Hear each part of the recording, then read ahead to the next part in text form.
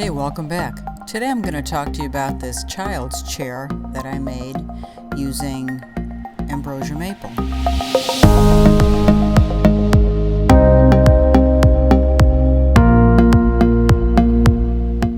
I came across these small school chairs made of steel.